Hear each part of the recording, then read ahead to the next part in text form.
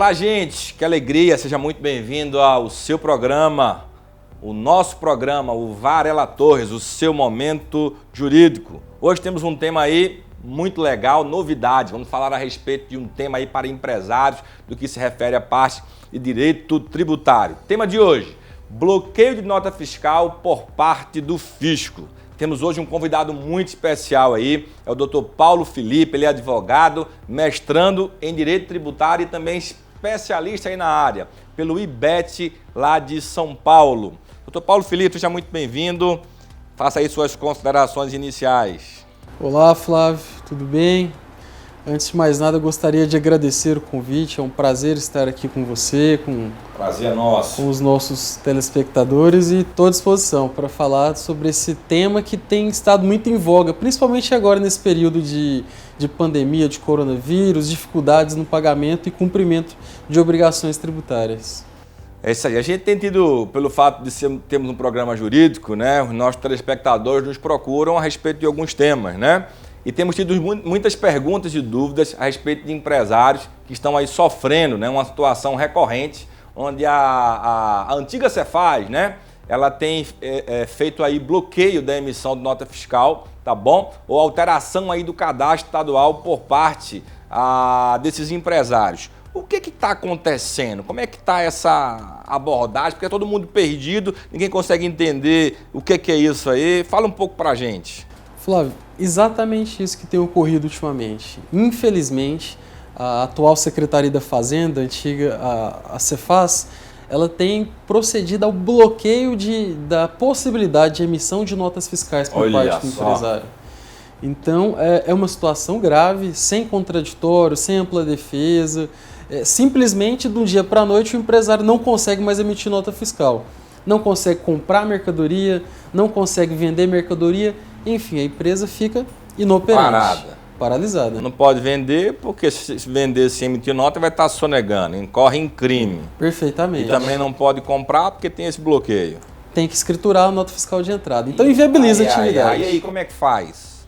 Tempo de pandemia, estamos vivendo esse momento do Covid-19, aí no Brasil, no mundo, ainda ter esses malefícios por alguém que deveria auxiliar o empresário? Exatamente, situação complicadíssima.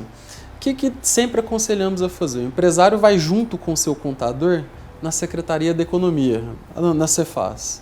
Tenta conversar com o auditor fiscal que procedeu esse bloqueio, tenta entender as razões, mas na maior parte das vezes eles cobram algumas... Então ir sozinho não adianta? É sempre bom ir com um contador, advogado? O que você indica? Eu indico que não vai resolver. O caminho realmente é ir para a área judicial, entrar com uma ação judicial específica. Mas, pelo não, o empresário sempre faz questão dessa tentativa. E até mesmo nessa pandemia tem conseguido ser recebidos lá por auditores fiscais, só que infelizmente não resolve o problema.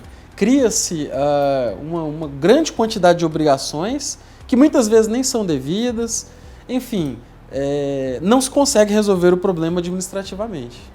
E assim, chegou lá, não resolveu, que tipo de ação seria essa que o empresário poderia buscar no judiciário? Aí nós temos dois caminhos, Flávio. Nós temos a possibilidade de entrarmos com mandado de segurança preventivo, com pedido já de liminar. O que é liminar? Só para deixar mais claro para vocês que estão nos acompanhando. A liminar é trazer para o início do processo o que você ganharia ao final. Então, um processo que dura 2, 3 anos, a gente entra com o mandado de segurança e já pede uma liminar. Assim que o juiz analisar o caso, tem chances dele já reativar esse cadastro da empresa. Quais são os principais argumentos utilizados nessa ação aí? O que ocorre, Flávio? Se quiser citar até alguma base jurídica. Claro. O que ocorre? Como tudo, a Constituição, lá em seu artigo 5º, diz que todos os processos administrativos e judiciais têm que submeter ao contraditório e à ampla defesa. O que é isso? Eu não posso ser condenado, eu não posso sofrer uma penalidade sem que, no mínimo, eu tenha a possibilidade de me defender. Então, nós não entramos no mérito se o empresário acertou, errou, se ele pagou ou deixou de pagar. O fundamento da ação é um só. Olha, sem contraditório, sem ampla defesa, cessou a minha possibilidade de funcionar. Então, isso é ilegal, isso é inconstitucional. E por conta dessas questões, tenho que ter reativado imediatamente a minha possibilidade de emitir nota fiscal eletrônica. O que você tem visto aí de jurisprudência, tanto no Goiás, no Distrito Federal, a nível Brasil? Exato, Flávio. Na verdade, esse tema já é bem antigo e está consolidado. Já faz mais de 10 anos que o STF julgou essa situação e nós temos, inclusive, 3 súmulas nesse sentido.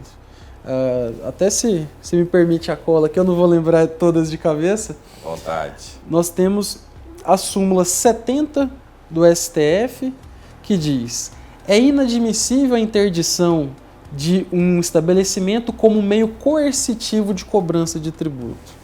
Exatamente o que a gente está falando.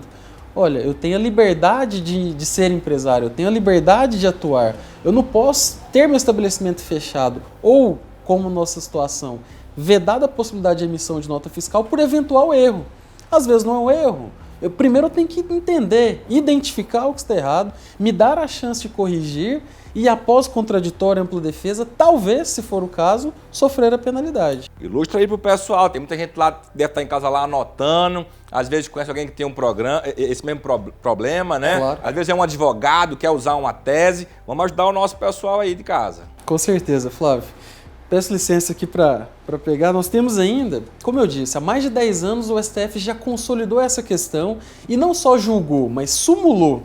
Então nós temos ainda a súmula 323 do STF que diz: é inadmissível a apreensão de mercadoria como meio coercitivo para pagamento de tributos. E a súmula 547 que diz: não é lícito a autoridade proibir o contribuinte em débito de adquirir estampilhas, despacho de mercadorias, enfim. A redação é muito antiga, mas o entendimento consolidado aqui vale para o momento atual. O que isso quer dizer? Insisto, o empresário tem o direito à livre concorrência. Eu não posso ter o Estado entrando na minha empresa e vedando o funcionamento ou vedando a possibilidade de emissão de nota fiscal. É muito interessante essa questão e, infelizmente, apesar de dezenas de anos, mais de 10 anos estar simulado, o fisco, seja do Estado de Goiás, Distrito Federal e vários outros estados da federação, continuam agindo dessa forma. Então, é necessário, para solucionar, que entre com uma ação, pode ser um mandado de segurança, que nós falamos no bloco anterior, ou uma ação ordinária. Mas o mandado de segurança é o melhor caminho, porque é mais breve e não tem condenação em custas. Como é que está aí? Você deve ter vários clientes nesse segmento do seu direito tributário. Como é que está a procura nesse momento no escritório? Infelizmente, esse período de pandemia trouxe 2 situações. Primeira, diminuir custos. O empresariado tem tentado de todas as formas cortar custos. Segundo, deixar de pagar tributos. Infelizmente, essa é uma realidade que a gente não pode afastar. Então, à medida com que ele deixa de pagar os tributos que deveriam ser pagos, não por opção, mas por não ter outro caminho para trilhar, o fisco incessantemente já tem entrado com essa medida coercitiva. Então, aumentou bastante a procura nesse sentido e, felizmente, temos conseguido de decisões liminares em todos os casos. A gente escuta bastante, até como advogado, né, que as empresas têm medo de poder buscar os seus direitos, porque acha que uma vez que ele busque esse direito dele, ele vai ter aí um aumento da fiscalização na sua empresa. Isso é um mito ou uma verdade? Flávio, vou até permitir eu falar na Câmara, isso é um dos maiores mitos que existem. De fato, é verdade.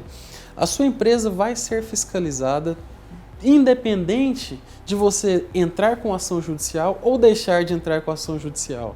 Ela é fiscalizada com base no planejamento do governo e com base no cruzamento de dados, que o fisco tem um programa, uma tecnologia bem desenvolvida que cruza todos os dados. Então, mesmo que você não informe, quando você emite uma nota fiscal, mesmo que você não mande para o fisco, ele já descobriu o que você vendeu e, às vezes, se o comprador falar o CPF, sabe até para quem você vendeu. Então, isso é um dos maiores mitos. Hoje em dia ninguém se esconde mais. Hoje em dia ninguém se esconde. E não deixe de procurar os seus direitos por um mito como esse, por uma indecisão. Não vai mudar absolutamente nada na sua fiscalização. Se você precisar ser fiscalizado, você vai. Se dever tributo, você vai ser autuado. E não é o fato de litigar ou não que vai mudar essa situação. Existe um passo a passo? Houve o bloqueio, eles vão lá, comunicam você, ou você é surpreendido apenas pela não emissão? Essa é a grande questão, Flávio. Sua empresa está funcionando normalmente num dia. no outro dia simplesmente você vai emitir uma nota fiscal e não consegue. Mostra lá, impossível concluir essa ação.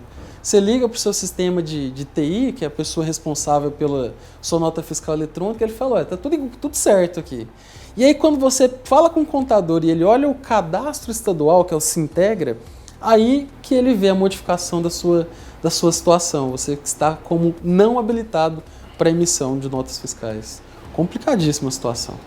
Complicado, hein? A gente consegue prever aí um tempo? Teve o bloqueio, falou com o contador, descobriu lá pelo Sintegra, buscou um advogado, entrou com um mandado de segurança. A gente consegue estabelecer um prazo para isso?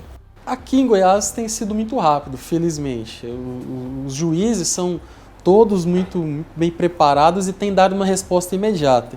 Então eu diria que algo em torno de 3 a 4 dias a partir do momento que entramos com a ação. Então imaginemos que o empresário descobriu a situação 2 dias atrás, contratou um advogado hoje, 3 dias úteis, possivelmente, provavelmente, já teria uma decisão e que tem sido favorável nesses casos. Deu a decisão, tem que aguardar aí o cumprimento da decisão, tem que haver a citação para liberação. Não, como é uma situação muito emergencial, a própria decisão do juiz vale como mandato. Então, é autorizado... Olha aí a dica, repete isso daí, como é que é?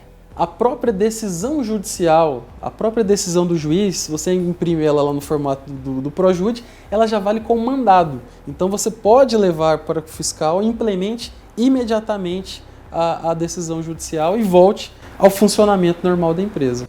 Algo interessante, em específico aqui no Goiás, eu acho que praticamente todo o Brasil, hoje os processos já são digitalizados. Então hoje a assinatura do juiz ela é digital. Então aparece lá, né, já a assinatura digital e se aquele agente, aquele fiscal tiver alguma dúvida, ele consegue consultar diretamente sem haver necessidade. Então assim, um implemento da tecnologia auxiliando o judiciário a ter mais celeridade, né? Sem dúvida, se fosse físico não funcionaria, principalmente nessa pandemia. Graças ao processo eletrônico, digital, que temos essa possibilidade, concordo plenamente. A gente consegue trazer algumas dicas ou um resumão desse tipo de ação aí para quem nos assiste? Então, esse é um problema que esperamos que ninguém tenha, mas infelizmente ele é repressivo. Você me pergunta, o que o empresário pode fazer para evitar esse problema? Não sei. Às vezes o fiscal que fiscaliza a sua empresa pode detectar um problema que às vezes nem existe. É uma inconsistência de uma obrigação acessória, não é nem tributo. Às vezes você deixou de entregar um arquivo no formato exigido pela Secretaria da Fazenda. Então não tem como evitar. O que a gente tem é como tomar uma medida rápida, imediata, caso o problema surja. Entendi. Nosso programa está chegando ao final. Somos muito gratos aí pela sua audiência. Dr. Paulo Felipe, muito obrigado. Primeira vez aqui que você vem no nosso programa, que possa ser a primeira de muitas, tá bom? E foi um prazer tê-lo aqui. Sou eu que agradeço, Flávio. Foi um prazer e pode contar comigo sempre aqui, que estamos à disposição para falar sobre direito tributário. Até a próxima. Deus te abençoe.